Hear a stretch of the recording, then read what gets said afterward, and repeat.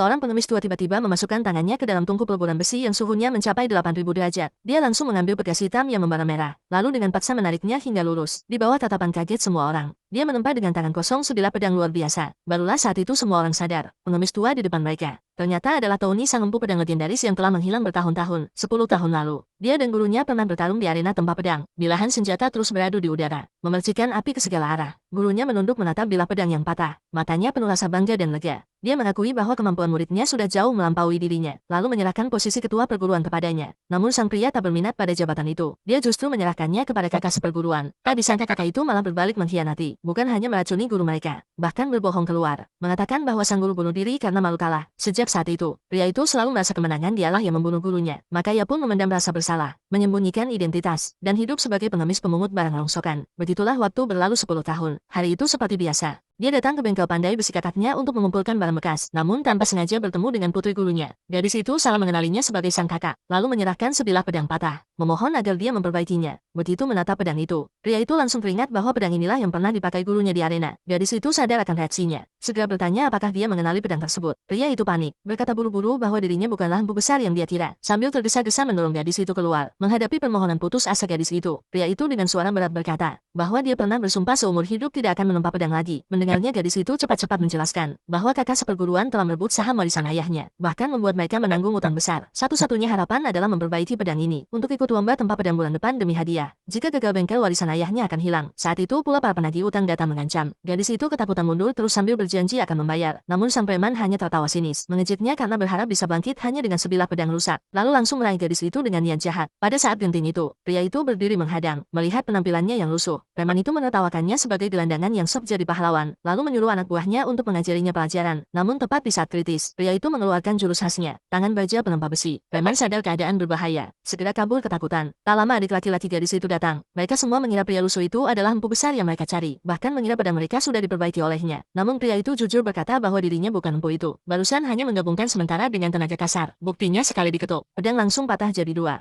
Saat gadis itu hampir putus asa, pria itu berkata masih bisa mencari orang untuk memperbaiki pedang tersebut. Mereka pun bersama pergi menemui seorang empu yang katanya ahli. Dia dengan santai mengambil alat dan hendak bekerja. Pria itu buru-buru menghentikan, menjelaskan bahwa pedang ini tidak boleh asal ditempa. Kalau salah bisa merusak warna bilah bahkan menimbulkan retakan. Namun sang empu malah mencibir, mengejek seorang pemulung berani mengajarinya. Lalu tanpa peduli langsung memulai. Siapa sangka detik berikutnya, pedang itu retak parah. Sang empu pun berkata dengan yakin bahwa pedang ini sudah tak bisa diperbaiki, kecuali dipanggil Tony, sang empu pedang terhebat. Kebetulan saat itu, preman tadi kembali membawa orang untuk membuat keributan. Dia menantang mereka lomba tempat pedang. Kalau mereka menang, utang bisa ditunda beberapa hari. Gadis itu terpaksa menerima dengan harapan terakhir. Pertandingan segera dimulai. Pria itu mengambil